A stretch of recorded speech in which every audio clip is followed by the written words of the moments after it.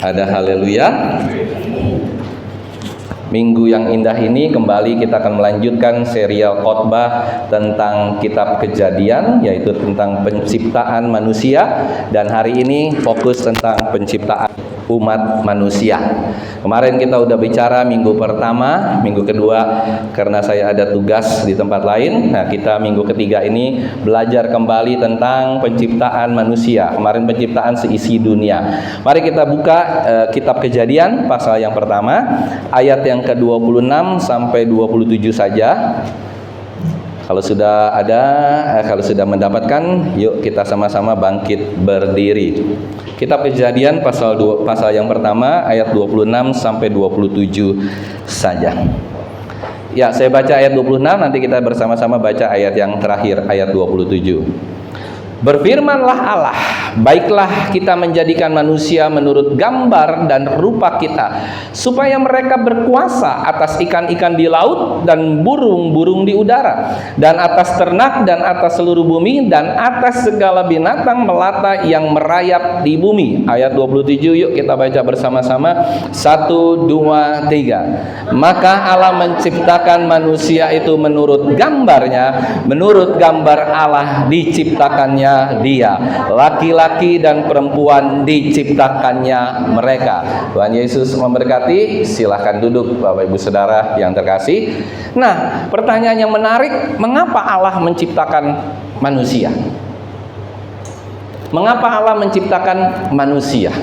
Bapak Ibu Saudara, mengapa Allah menciptakan manusia beserta isinya? Apa sebenarnya tujuannya?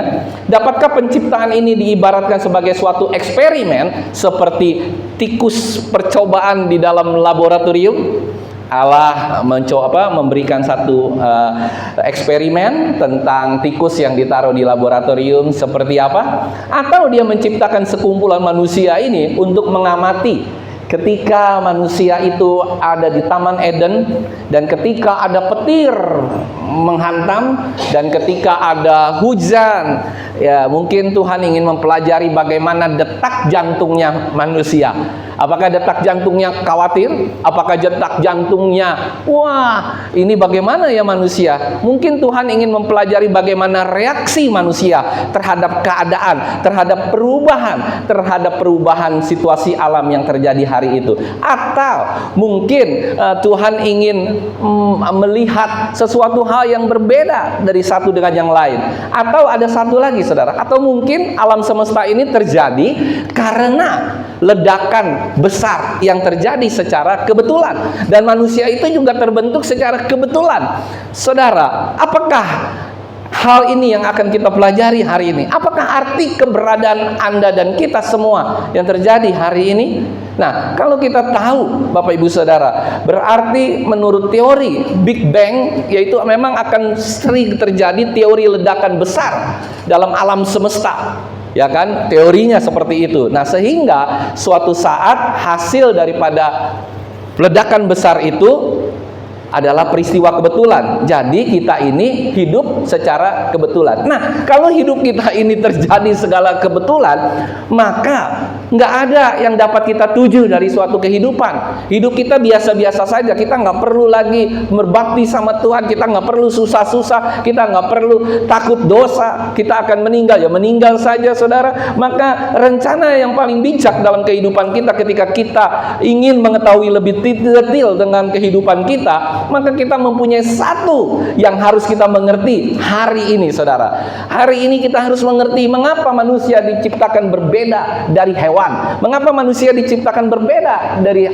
binatang. Saudara, kalau kita diciptakan sama dengan hewan, sama dengan binatang, berarti secara tidak langsung maka manusia itu sama dengan hewan. Kalau kita tiap hari kerjanya pergi pagi hari, bangun pagi hari, pagi-pagi, terus kita mencari uang, habis cari uang, dapat uang, kita pulang ke rumah, kita makan, kita tidur, kita bangun lagi. Saya mau tanya, mohon maaf dan mohon izin saya tanya, apakah kita nggak sama seperti binatang?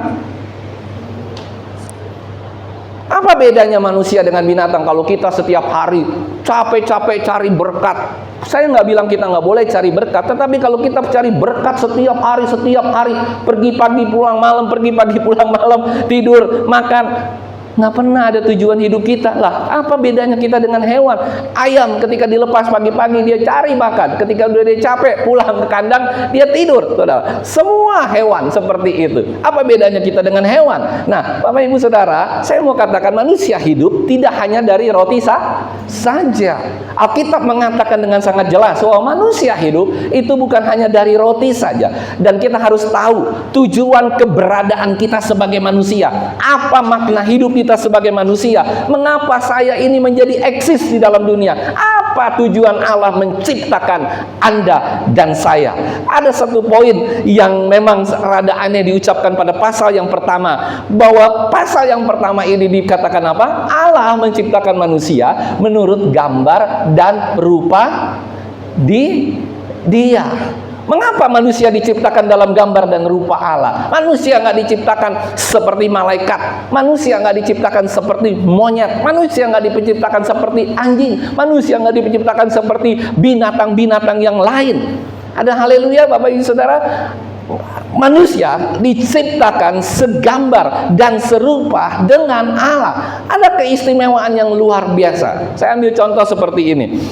Manusia, hewan, kalau hewan itu kalau kita pelihara dari kecil. Dulu saya waktu kecil pelihara anjing namanya Shirley. Sini nggak ada yang namanya Shirley ya. Ada haleluya, Deborah ada. Saya punya anjing namanya keren, Shirley yang cewek. Terus yang cowok bukan Bruno, saya lupa. Oh, Mopi, namanya satu Mopi, satu Shirley.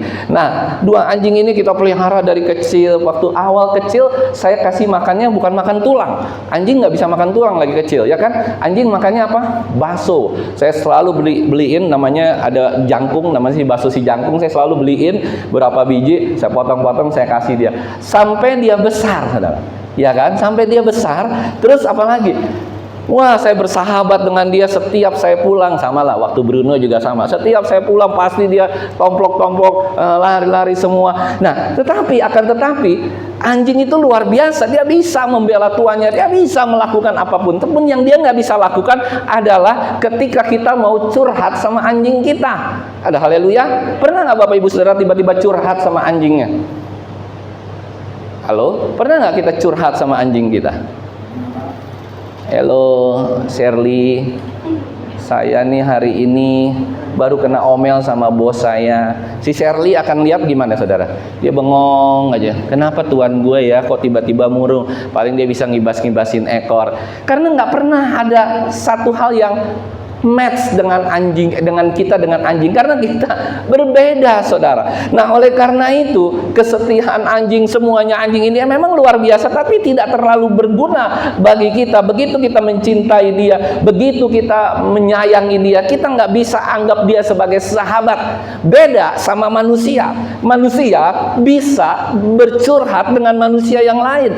Saudara, kalau curhat dengan manusia kira-kira gimana? Pasti bisa kan? Tapi tidak bisa kita bercurhat dengan binatang, dengan anjing, dengan yang lain. Nah, hanya manusia, hanya sesama yang dapat memahami perasaan terdalam Anda. Ada amin saudara? Nggak ada manusia yang tidak bisa memahami perasaan sesama manusia.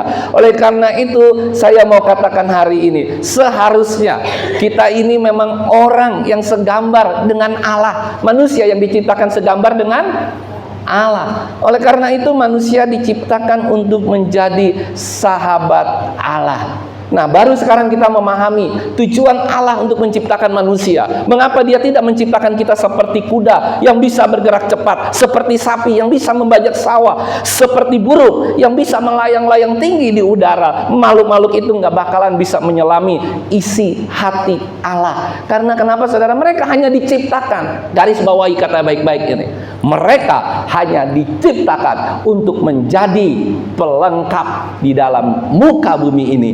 Manusia diciptakan bukan hanya pelengkap, tapi manusia diciptakan oleh Tuhan. Yang pertama saya ingin katakan, memang untuk menyelamatkan manusia, oke. Tetapi yang paling penting adalah untuk dia menjadi seorang sahabatnya Allah. Yang percaya katakan amin. Nanti saya akan paparkan lebih detail mengapa manusia itu menjadi sahabat. Bukan hanya Tuhan itu menjadi sahabat bagi manusia, bukan Tuhan itu hanya menjadi penyelamat. Karena berbeda seorang penyelamat dengan seorang sahabat. Nanti kita akan lihat. Tuhan melakukan semuanya ini dan punya tujuan yang paling nomor satu, saudara. Karena dia memang rindu untuk menyelamatkan kita seluruh umat manusia. Tapi caranya harus dia menjadi sahabat dengan kita. Yang jadi masalah, seringkali kita menolak Allah sebagai sahabat kita. Yang percaya katakan amin. Katakan kiri kananmu, kau sering nolak Allah jadi sahabatmu. Coba tos dulu, kau sering nolak Allah jadi sahabatmu. Ngerti kan yang saya maksud? Ada haleluya. Yuk kita lihat Yohanes 15 ayat 15. Saya tidak asal berbicara saja, tapi memang ini tertera di dalam firman Tuhan. Dan kita mengetahui Yohanes 15 ayat yang ke-15. Apa yang firman Tuhan katakan?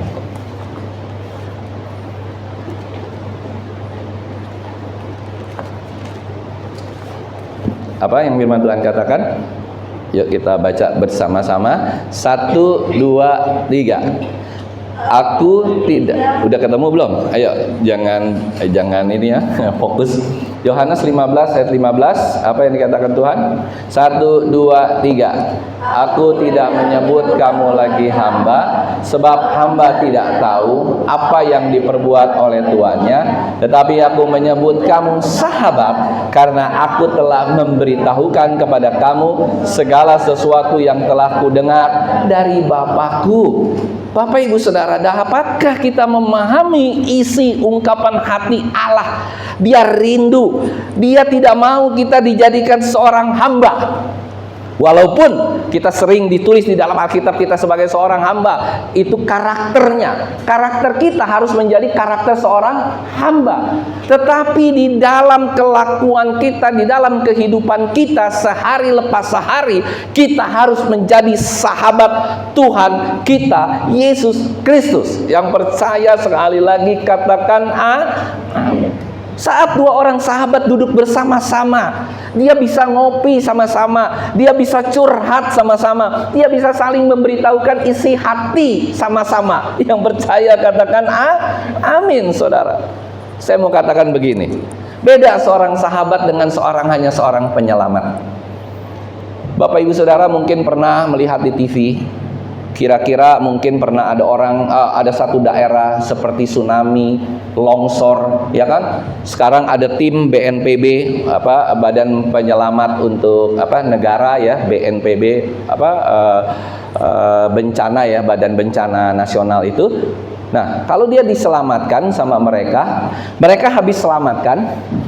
Terus habis itu apa, saudara? Setelah tugas mereka selesai, selamatin dari banjir, selamatin dari longsor, apa kira-kira? Hah?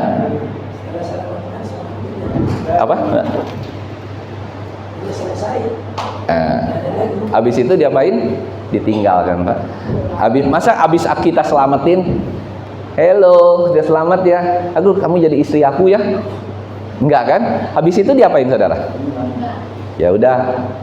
Penyelamat BNPB, penyelamat itu hanya bertugas menyelamatkan. Yesus yang kita sembah, dia tidak hanya bertugas menyelamatkan saudara. Yang percaya katakan amin. Dia mau menjadi sahabat saudara. Sampai saudara pulang ke rumah Bapa di surga, saudara tetap sahabat Kristus. Karena itu ketika saudara diselamatkan, jatuh lagi, selamatkan jatuh lagi dalam dosa. Coba BNPB saudara, satu umur saudara kira-kira 50 tahun, berapa juta saudara berbuat dosa? Saya mau tanya. Kalau ada bencana yang terjadi jutaan kali, saya nggak yakin pemerintah Indonesia pun akan terus menyelamatkan. Paling dia bilang begini, udah tutup aja itu daerah, pindah kau ke daerah lain. Iya Pak ya. Tetapi Yesus yang kita sembah, dia rindu, Bapak Ibu Saudara, dia rindu untuk menjadi sahabatnya kita. Cuma yang jadi masalah, kita semua ini tidak mau menjadi sahabatnya Yesus. Yang percaya katakan amin. Tuhan bilang, Yuk, saya mau ketemu engkau. Gimana Tuhan cara aku ketemu? Dalam doa. Saya mau katakan sama kita semua, sungguh ironis dan sungguh tragis. Tuhan setiap hari 24 jam dia menunggu kita untuk berdoa. Dia mau menjadi sahabat kita. Dia mau memeluk kita di saat kita sedang galau, di saat kita sedang frustasi, di saat kita sedang gak punya apa-apa lagi, di saat kita sedang bangkrut, di saat kita sedang di PHK, di saat kita sedang dihina sama orang. Dia mau memeluk kita sebagai seorang sahabat, Bapak Ibu Saudara. Karena itu dia jadikan kita segambar dan serupa dengan dia. Dia tidak jadikan kita segambar dan serupa dengan yang tadi saya bilang, binatang-binatang. Walaupun burung raja wali, dia tidak jadikan itu. Karena dia tidak setara dengan itu. Dia setara. Kita segambar dan setara dengan Tuhan, serupa dengan Allah. Ada haleluya. Oleh karena itu dia rindu, Bapak Ibu Saudara, untuk kita nih hari-hari ini. Bukan hanya ketika kita sakitkah, ketika kita sedang menderitakah, ketika kita sedang banyak persoalan. Ayo datang ke sahabat kita, sahabat yang terbaik. Nggak ada sahabat di dunia ini yang rela memberikan nyawanya bagi orang lain. Yang percaya katakan amin.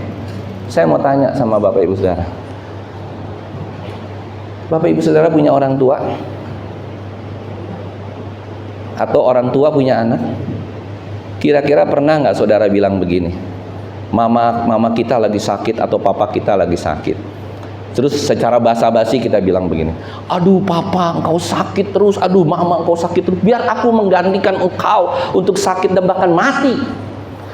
Pernah nggak kita ngomong gitu? Mungkin pernah, tetapi itu hanya basa-basi. Tidak ada seorang istri, seorang suami yang mau bilang aku rela menggantikan posisimu yang sedang sakit. Semua anak ke orang tua ke anak, istri ke suami, suami ke istri, tidak ada.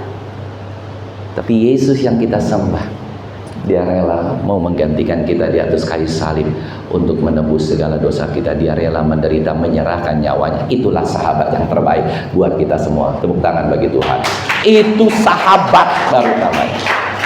Bukan sahabat main-main, bukan sahabat ecek-ecek, bukan sahabat apa satu lagi yang dinamakan abal-abal. Dia sahabat sejati kita.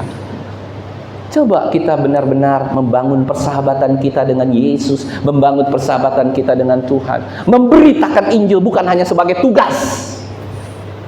Saya memberitakan Injil hari ini bukan hanya karena saya bertugas sebagai seorang hamba Tuhan, bukan saya hanya bertugas sebagai seorang pendeta, tapi saya punya hati karena saudara sudah saya anggap sahabat di dalam kehidupan saya secara pribadi. Itulah hati seorang yang benar, pelayan yang benar, pendeta yang benar.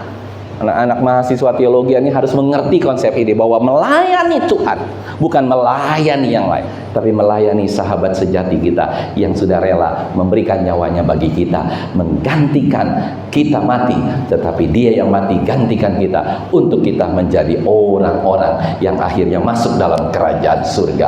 Bapak Ibu Saudara, suatu persahabatan itu indah. Yang percaya katakan amin. Siapa yang nggak pernah punya sahabat di sini? Bapak Ibu Saudara punya sahabat nggak nih? Yang benar. Saya punya sahabat SD, sahabat akrab ya, maksudnya bukan sahabat lain biasa-biasa, sahabat sejati. Ada satu orang. Di SMP saya punya sahabat sejati, ada satu orang. Di SMA saya ada punya sahabat sejati satu orang. Walaupun ada 5 orang, 6 orang yang selalu ulang tahun bareng-bareng sampai dengan hari ini, umur saya 56, tetap kita 5 orang, 6 orang itu ngumpul. Tapi saya tetap klik dengan sahabat saya yang satu itu. Di kuliah nggak ada lagi sahabat saya. Nah di kerjaan juga mungkin ada satu orang sahabat terbaik saya. Nah saudara, beda nggak Bapak Ibu Saudara punya sahabat yang deket benar dengan saudara? Jadi dikala saudara sedang sedih, dia juga ikut sedih. Dikala saudara sedang nggak punya duit, dia bukan turut nggak punya duit, dia pasti akan, wah kenapa engkau? Pernah nggak Bapak Ibu Saudara punya sahabat? Halo? Kalau nggak ada nih, wah gawat nih. Meragukan, pantas nggak pernah punya sahabat sama Tuhan. Haleluya. Nah saudara, kalau sahabat kita sedang sakit atau mengalami masalah, itu bisa respon kita bisa lebih cepat daripada mungkin saudara kita yang sedang sakit, ya kan, mendengar dia kecelakaan, langsung hati kita tek gundah gulana, mendengar dia sakit kanker, mendengar dia sakit sahabat saya kemarin itu meninggal gitu, mendengar dia sakit kena COVID dan waduh, hati kita gundah gulana. Kalau bisa kita mendukung dia datang ke sana walaupun jauh, sejauh apapun kita rela untuk dapat mengunjungi dia. Itu hati seorang sahabat.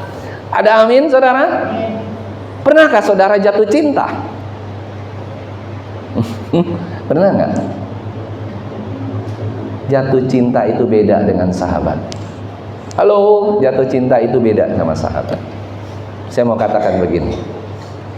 Kalau kita jatuh cinta sama istri kita, sama waktu itu calon pasangan, terus akhirnya menikah, seberapa lama kita bisa harmoni, seberapa lama kita bisa romantis? Ya, paling lama berapa lama, saudara? Pacaran, misalnya Deborah pacaran, gitu kan? Paling lama, wah, hot-hotnya setahun, 2 tahun, 3 tahun. Habis itu gimana kira-kira? Habis itu masuk ring tinju, ya kan, saling tonjok, saling gebrak, saling ini. Itu biasa terjadi. Tapi pernahkah saudara melihat 2 orang sahabat, bukan cewek dan cowok saja, tetapi ada juga cewek dan cowok itu bersahabat, dia tidak pernah melihat wah saya jatuh cinta, kamu jatuh cinta, enggak, sebagai seorang sahabat yang saling mendukung. Itu indah, saudara. Seorang sahabat cowok dengan cowok, cewek dengan cewek, itu indah, bisa bertahan dengan lama karena persahabatan itu sifatnya lebih murni, lebih awet dibandingkan kita punya pasangan, punya jatuh cinta, nanti cintanya udah hilang, tinggal jatuhnya doang, saudara, gedebak gedebuk, itu mengubah. Oleh karena itu Bapak Ibu Saudara yang terkasih, yuk kita rubah hubungan kita dengan Kristus. Itu bukan hanya sekedar jatuh cinta. Yang percaya katakan amin. Kita kan bilang, ku jatuh cinta padanya. Terus apa, saudara? Tambah apa? Tambah dan dalamnya. Terus tambah dan dalam lagi, yang benar. Ku jatuh cinta padanya. Terus wah, tambah dan dalam lagi, kejeblos. Nggak ada, saudara, nggak pernah. Saudara nggak akan. Tapi kalau saudara mencintai Tuhan sebagai sahabat, wow, itu luar biasa. Karena Tuhan mau kita sebagai sahabat yang setiap hari ada bersama dengan kita. Tuhan mau kita bersama-sama datang doa pagi, doa malam sebagai seorang sahabat. Atau let's say lah, nggak usah saudara dipaksa untuk datang doa pagi di tempat ini, doa malam di tempat ini. Sudahkah saudara datang doa pagi bersekutu dengan Tuhan, doa malam ketika saudara sudah letih, lesu, lelah? Pernah nggak, saudara? Halo, jangan nunduk semua, wajah-wajahnya pada nunduk semua. Enggak, ini nggak diadilin, saudara, tidak diadilin. Pernahkah saudara merasakan satu perasaan sebagai seorang sahabat sama Kristus? Saya kembali menaikkan jam doa saya. Saya rela untuk kehilangan waktu saya. Setiap jam 12 lewat 15, saya pasang alarm, mulai sudah cukup lama, saya harus bangun. Saya harus berdoa. Aku ketemu lagi sahabatku. Nah, saya naikkan lagi jam doa saya, bukan pagi lagi jam 6. Saya coba 4:30. Kadang-kadang lost, saudara, tapi kalau yang 1:30 kebanyakan lulus. Yang 4:30 saya pengen coba. Dikala umat sebelah sedang sholat subuh, saya juga berdoa. Ada haleluya, saudara. Wah, itu indah, benar-benar indah. Ada satu perasaan yang mengalir, yang berbeda. Ketika kita dipeluk sama Tuhan sebagai seorang sahabat, kita ngadu sama Tuhan. Tuhan, begitu banyak persoalan. Tuhan, aku begini, engkau begitu, Tuhan. Tuhan akan merangkul kita, memberikan pencerahan yang luar biasa. Kalau kayak orang curhat, terus dia kasih saran sama kita, luar biasa, saudara. Coba nanti saudara akan alami itu sendiri kalau mau coba. Ada amin? Jangan dengar firman Tuhan saja, tapi kita menjadi pelaku-pelaku kebenaran yang setiap hari hidupnya semakin hari semakin punya bersahabat dengan Tuhan. Ini menarik, saudara. Dan tahukah kita bahwa daya tarik ini tidak dapat digantikan dengan apapun, tidak dapat digantikan dengan harta. Jangan kita bersahabat hanya karena mau berkatnya Tuhan. Ada haleluya. Ya. Coba kita bersahabat sama orang miskin, kita bersahabat sama orang kaya, kita bersahabat tanpa menginginkan mereka memberikan sesuatu sama kita. Itu penting. Kita bersahabat saja. Nanti tiba-tiba, halo, aku mau memberikan kepada kamu, itu puji Tuhan. Halo, aku tidak memberikan kepada kamu, itu juga puji Tuhan. Saudara, Allah punya rencana yang besar. Karena itu kenapa di Alkitab ini ditulis dia mau menjadi seorang sahabat, karena dia punya rencana besar. Dia ingin agar kita semua mengenal dia sebagai sahabat yang bagaimana. Ada haleluya. Jadi setiap manusia di tempat ini nih, pengenalan kita akan Tuhan, kita tahu oh dia sahabat kita. Tapi kalau kita nggak kenal dia, kita nggak tahu kita punya sahabat yang luar biasa, sahabat yang bisa menolong, sahabat yang bisa memulihkan hati saudara, sahabat yang bisa membuat saudara tertawa, sahabat yang bisa membuat saudara penuh dengan damai sejahtera di dalam dunia ini. Yang percaya katakan amin. Saya mau katakan satu hal. Dunia diciptakan untuk manusia. Ya apa ya? Tapi manusia tidak diciptakan untuk dunia. Ada haleluya? Ingat baik-baik, dunia diciptakan untuk manusia. Tuhan menciptakan segala isi bumi ini untuk manusia.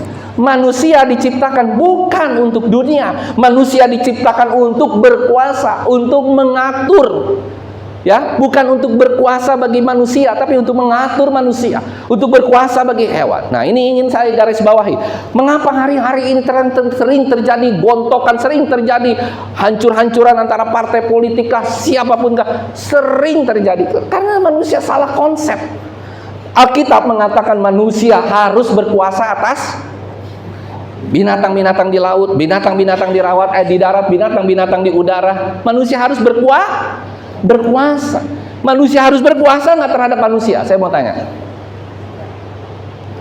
Manusia hanya boleh mengatur atau mengkoordinir antara manusia. Manusia tidak bisa berkuasa. Kamu harus begini, kamu harus begini, kamu harus dibawa sana. Terjadilah perpecahan di gereja, terjadi perpecahan. Di mana lagi saudara? Di partai politik terjadi perpecahan. Karena kenapa? Manusia ingin menguasai manusia. Ada haleluya. Itu konsep yang salah, sehingga ketika kita mengerti tentang konsep yang salah ini dari Alkitab, Alkitab benar, konsepnya benar, semuanya dilaksanakan dengan salah, sehingga manusia hari ini, aduh ampun saudara, gontok-gontokan terus, nggak ada henti-hentinya. Iya apa ya saudara? Partai ini ingin menguasai partai ini ingin menguasai partai ini menguasai ini, presiden ingin menguasai partai ingin menguasai presiden, terus. Itu karena satu hal, mereka salah. Manusia tidak bisa menguasai manusia. Manusia hanya bisa mengatur manusia yang lain. Manusia tidak diciptakan untuk dunia. Dunia diciptakan untuk manusia. Yang percaya katakan amin. Itu yang ingin kita garis bawahi hari ini juga, supaya kita semakin mengerti. Dan mengapa Allah mau bersahabat dengan kita? Ini jadi masalah saudara. Mengapa sih sebenarnya Allah ingin menjadi sahabat buat kita? Dia bahkan mengambil inisiatif untuk datang kepada manusia ketika Adam dan Hawa jatuh ke dalam dosa. Dia datang terlebih dahulu, mengambil inisiatif. Kenapa saudara? Pernah nggak saudara berpikir, ngapain ya Tuhan menciptakan kita, terus tiba-tiba Tuhan ingin bersahabat? Apakah Tuhan nggak punya kerjaan ya? Apakah Tuhan itu seperti apa sih? Kok dia ingin mengajak kita bersahabat saudara? Ingin mengajak kita. Saudara, saya mau katakan, kalau tiba-tiba hari ini kita yang ada di tempat ini seperti 17 Agustus kemarin, tiba-tiba saudara diundang ke Istana Presiden di mana tuh, di Kalimantan, IKN. Kira-kira saudara gimana? Bangga nggak? Halo, diundang di IKN. Ya kan, pakai baju merah nih seperti kita nih hari ini setengah memperingati ya kan, baju merah-merah semua pas waktu itu. Kita diajak. Kira-kira saudara ketika presiden mengundang, mengirimkan undangan, Hati saudara kira-kira gimana? Terbang nggak kira-kira ke langit ketujuh? Waduh, aku dipakai nih sama Pak Presiden, dikirimin tiket pesawat, dikasih uang, disuruh datang, disuruh duduk di depan Pak Presiden. Kira-kira hati saudara gimana? Terbang nggak ke langit ketujuh? Siapa sih saya? Kok bisa ya? Kita nangis tiap hari. Aduh, sebelum undangan itu sebulan sebelumnya udah datang gitu. Kita nangis. Wah, kenapa ya kita diundang sama Pak Presiden? Luar biasa lu Pak Presiden. Dahsyat lu Pak Presiden. Waduh, aku nih siapa sih? Aku manusia yang hina. Aku tiap hari makan aja susah. Kok bisa diundang sama Pak Presiden? Benar nggak saudara? Halo? Itu yang undang Presiden. Kalau yang undang Tuhan, halo, yang undang Tuhan, di Warta Aberta ada undangan Tuhan setiap hari. Yang percaya katakan amin. Ada undangan apa? Doa pagi. Doa pagi. Undangan. Nggak perlu. Yang undang siapa yang undang? Yang undang siapa? Hantu. Yang undang siapa? Doa malam, ngantuk, tidur aja lah kita. Yang undang siapa? Bapak Ibu Saudara, yang undang siapa? Presiden. Tuhan sama Presiden lebih tinggi siapa? Presiden. Lah, kok saudara nggak patuh undangan undangan Tuhan? Kenapa? What's going on? Hari Minggu juga kan undangan ibadah raya. Kadang datang, kadang kayak kapal selam nyelam, nggak muncul-muncul, ya kan? Ini undangan Tuhan, saudara. Ini undangan yang sangat sakral, sangat luar biasa. Saya sampai dengan hari ini nggak pernah satu kali pun ketika diundang oleh Tuhan, baik doa pagi, doa malam, kecuali sakit ya, doa pagi, doa malam, terus kebaktian, mau kebaktiannya di ujung kulon, mau kebaktiannya nggak diberkati, maksudnya nggak diberikan berkat, saya nggak peduli. Saya harus menghargai undangan Tuhan seperti lebih daripada undangan Presiden, baik khotbah, baik hanya sebagai doa, undangan saya di secara grup di pendeta-pendeta, saya nggak peduli, saya tetap datang, mau saya dianggap, mau saya nggak dianggap. Saya bukan yang undang, itu bukan manusia, tapi yang undang itu siapa saudara? Katakan kiri kananmu dulu. Katakan kiri kananmu, Tuhan yang undang. Lu jangan pura-pura bego, nggak tahu. Katakan kiri kananmu, Tuhan yang undang. Jangan pura-pura bego, ada di WA. Halo? Halo? Tuhan yang undang. Jangan pura-pura bego. Jangan pura-pura nggak tahu. Wah, luar biasa.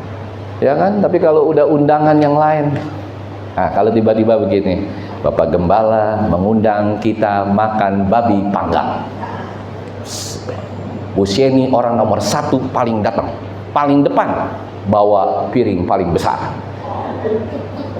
Asal jangan bawa kantong kresek, jangan. Itu nggak boleh. Bawa piring paling besar boleh. Ya kan? Pasti datang. Pasti. Tapi ketika ada undangan Komsel, apa sih nih? Undangan Komsel di mana nih? Oh, di rumah sini. Nggak ada makanannya. Ngapain udah datang? Nggak ada ini. Saudara, yuk mulai hari ini kita rubah karakter kita rubah kelakuan kita sama Tuhan. Tuhan menunggu setiap undangan. Dia nggak perlu undang saudara 24 jam kita disuruh nongkrong di hadapan Tuhan. Enggak, dia undang lewat Komsel yang hanya 2 jam, doa pagi yang hanya 1 jam, doa malam yang hanya 2,5 jam. Dia undang kita loh saudara. Ya, coba anak-anak waktu masih, ya kan, saya juga pernah dulu jadi mahasiswa teologi, terus waktu jadi pendeta, wah kita benar-benar mesti bangun. Nah, makanya kemarin saya diinspirasi lagi, wah kamu harus lagi melakukan itu. Dulu engkau selama 1 minggu bangun jam 3:30 pagi, siapin sarapan untuk seluruh pendeta-pendeta, terus berdoa bersama-sama. Tiap hari saudara, wah hati kita penuh dengan sukacita, pagi-pagi, malam doa, wah setiap hari udah rasa kayak di surga saudara. Tapi anak-anak teologi nanti ini kalau sudah selesai kita harus tetap lakukan itu. Yang percaya katakan amin. Jangan setelah jadi pendeta besar, perutnya besar, badannya besar semua, aduh mau bangun aja susah, mengorok terus, bangun jam 7, jam 8, wah Luar biasa. Ya, kita mulai ngerti, karena Yesus itu datang ke muka bumi ini, dia bukan datang sebagai raja, dia bukan datang sebagai seorang yang punya segala-gala, dia bukan datang sebagai seorang yang luar biasa, tapi dia datang di kandang domba, dia datang di Nazaret, dia datang di kota pinggiran, dia datang di palungan yang kecil, dia rindu agar kita dapat mengenal dia dan dia juga dapat mengenal kita. Cara kerja Allah ini selalu paradoks dalam kehidupan kita. Allah yang bekerja sangat berbeda. Yesus diutus di tengah-tengah masyarakat biasa. Dia bisa bertumbuh. Dia hanya anak seorang tukang kayu yang luar biasa. Yang percaya katakan amin. Dia mau menjumpai kita dimanapun kita berada, dan dia rela menyerahkan nyawanya bagi kita. Yohanes pasal 15 ayat 13, yuk kita baca, supaya kita baca dengan sungguh-sungguh.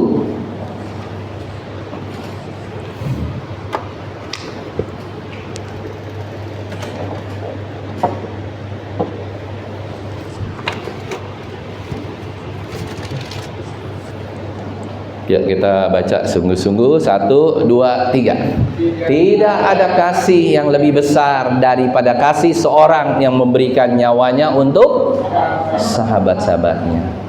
Yesus tidak hanya sekedar bicara, tapi Yesus melakukan kebenaran. Dia memberikan nyawanya bagi kita semua.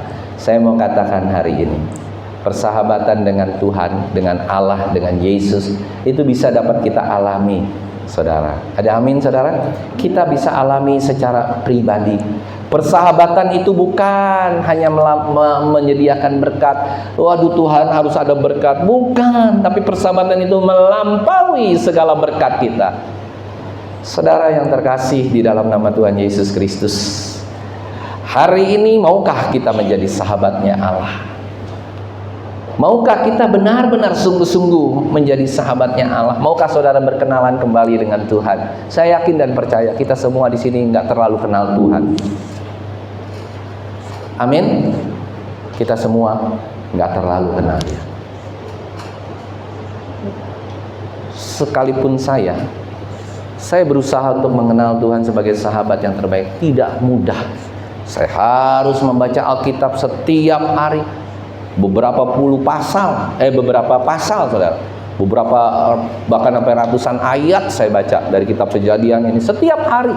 Pokoknya tugas saya sekarang kalau bangun jam 12, setengah 1, saya, kalau orang muslim bilang apa? Tahajud ya.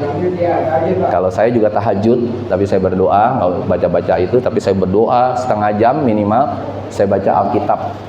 Minimal setengah jam sampai 1 jam, sampai mata saya udah ngantuk ya minta ampun. Baru Tuhan, sahabatku, ya saya mau bobok dulu, mau tidur dulu, dalam nama Yesus tidur. Pagi-pagi begitu lagi, saudara. Wah, luar biasa. Saudara rasakan apa sahabat yang terbaik. Persoalannya kita nggak mau seperti itu, ya kan? Kita maunya mudah-mudah. Sahabat sebentaran aja di gereja, tepuk tangan kiri kanan, dengar khotbah, diberkati Tuhan. Ada haleluya, ada mujizat terjadi dalam hidupku. Amin. Dia baru jadi sahabat kita. Berarti saudara menganggap Yesus sebagai sahabat tukang kasih duit, tukang kasih berkat. Nggak serius, saudara nggak serius menganggap dia sebagai sahabat saudara. Nggak. Sahabat yang baik, sahabat yang rela terus ada di dalam seluruh aspek hidupnya. Berani memberitahukan, rela menderita, rela sujud, rela tersungkur, rela mendengarkan suaranya yang begitu indah. Berapa puluh kali saya ditegur sama Tuhan, kamu nggak boleh begini, kamu salah. Beberapa hari yang lalu, beberapa hari yang lalu, hari apa tuh ya? Hari Senin kok. Waduh, saya ditegur sama Tuhan kayak halilintar, saudara. Benar-benar itu kayak halilintar sehingga saya juga sampai pluk, kaget-kaget. Oh, jadi itu ya. Saya ngadu sama Tuhan, saya bilang ini, Tuhan, tapi saya nggak perlu bilang yang saya ngadu apa.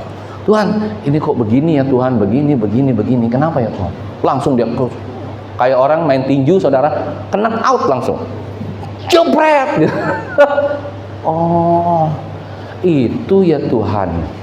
Oh, aduh, terima kasih Tuhan, ampuni sahabatku, saya sudah salah menganggap, sehingga kejadian seperti ini. Tetapi ketika saudara mengerti, kenapa sih hidupku seperti ini, bukan mempertanyakan kenapa aku susah terus, nggak, kenapa sih nggak ada damai sejahtera misalnya, kenapa sih nggak ada apa, kenapa sih nggak begini, kenapa, saudara ngadu sama sahabat, katakan kiri kanan, besok lu ngadu sama sahabat yang terbaik, bukan sahabat orang lagi, tapi sahabat siapa?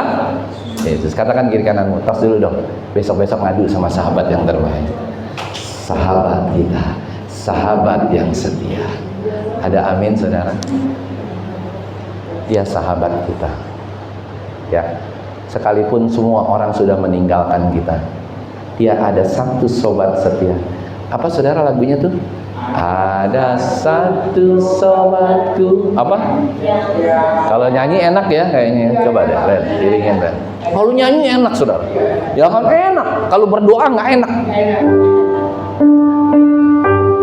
Yuk kita nyanyi nih. Ada satu sobatku. Apa saudara? Setia. Terus apa tuh?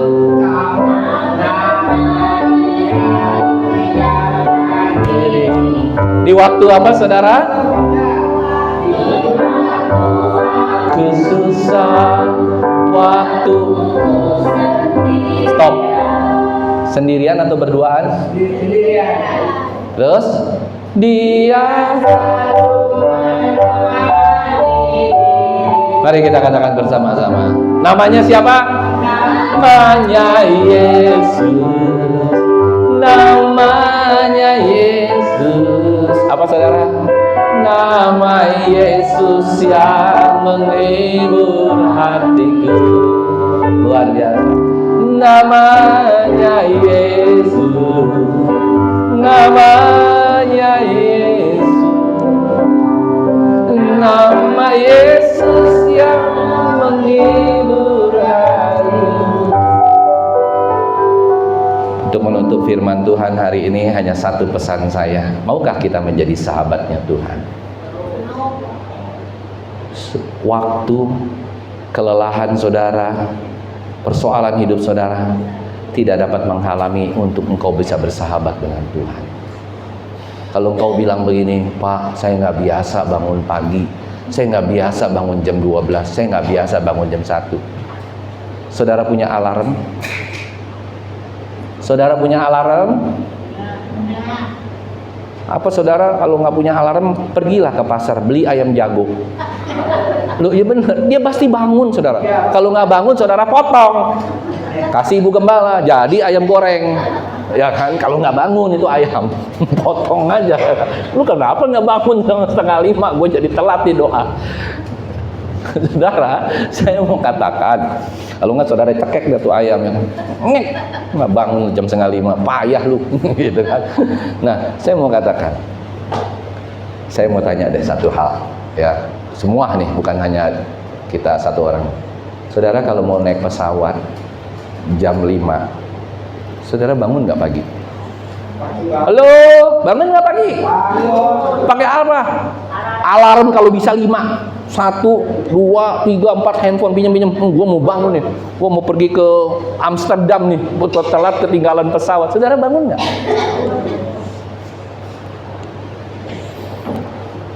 Kalau saudara punya keinginan, saudara mau pergi ke Amsterdam, mau pergi ke Amerika, mau pergi kemana-mana kan punya keinginan. Saudara pasti persiapkan. Kalau saudara ingin ketemu sama sahabat saudara di pagi hari, harus punya cara. Pasang alarm, pasang ini, pasang itu saudara. Kalau perlu saudara tungguin. Kalau wah ini kayaknya gue nggak sanggup nih pasang alarm pasti bablas, tungguin jam 12, jam 1 mau berdoa, jangan tidur, doa habis itu baru tidur. Terlalu banyak cara kita kalau kita tuh mencintai. Atau begini deh, paling gampang begini, saudara mau dapat duit 10 miliar, disuruh orang bangun jam 4 pagi, jam 5 ketemu orang itu. Saya mau tanya, bangun nggak? Gak mau tanya, bangun nggak? Kalau bisa nggak tidur, Pak. Nggak bisa tidur kan kita. 10 miliar. Terus saudara bilang begini kan, ada orang linglung mau kasih saya duit 10 miliar jam 4 pagi. Haleluya. Ya kan? Udah. Pasti saudara Bang. Saya mau katakan hari ini untuk menutup khotbah saya. Ketemu dengan Tuhan jauh lebih besar dari 10 miliar. Yang percaya katakan amin. Ketemu dengan Tuhan secara pribadi itu bukan 10 miliar, 1 triliun, 100 triliun juga nggak ada arti. Maukah kita berubah? Maukah kita menjadi sahabatnya Tuhan? Tuhan sudah mau menjadi sahabat kita. Ya. Tapi kalau sampai minggu depan, saudara udah dengar khotbah ini, Pak masih nggak bisa bangun pagi, Pak nggak bisa doa pagi, Pak nggak bisa doa malam, Pak nggak bisa doa di gereja, Pak, pu. Too many reason, selalu banyak alasan. Tuhan ingin bukan hanya doa pagi, bukan hanya doa malam loh saudara. Dia ingin menjadi sahabat kita ketika kita sedang di luar, di sekolah, kuliah, di kantor, usaha, menghadapi kasus ini itu. Saudara kalau punya sahabat, luar biasa. Ada haleluya? Aduh, mana ya sahabat saya? Wah, Tuhan, ini gimana Tuhan? Aduh Tuhan, ini susah nih Tuhan. Saya yakin Dia kasihmu hikmat dengan luar biasa. Habis itu engkau akan beda hatimu dan kau akan mantap berbicara. Itu arti seorang sahabat. Doa pagi, doa malam, ya luar biasa saudara, curhat. Kalau zaman sekarang orang bilang curcol, ya kan, curhat. Tapi yang lebih penting, setiap langkah hidup Anda, kau anggap dia sebagai sahabat yang luar biasa. Ketika itu ada, Yesus Kristus akan begitu senang di sana. Yang terakhir, tadi masih belum terakhir. Terakhir saya keingat satu hal. Manusia diciptakan, saudara perhatikan hari. Kita diciptakan tidak seperti hewan. Kita diciptakan berdiri, vertikal. Hewan diciptakan Hewan apapun, saya nggak peduli. Memang ada hewan kaki 2. Ayam kakinya berapa? Tapi apakah ayam berdirinya begini? Kayak kita begini kan, kita berdiri. Tetap kaki 2, tetap badannya begini nggak? Iya kan? Siapa yang nggak tahu ayam sini? Tahu kan? Sapi, kambing, semua kakinya 4, tetapi dia tetap tiduran begini. Anjing, sapi, ya kan? Sekalipun monyet, sekalipun dia bisa berdiri, tapi monyet nggak lama-lama berdirinya, sakit pinggang, saudara.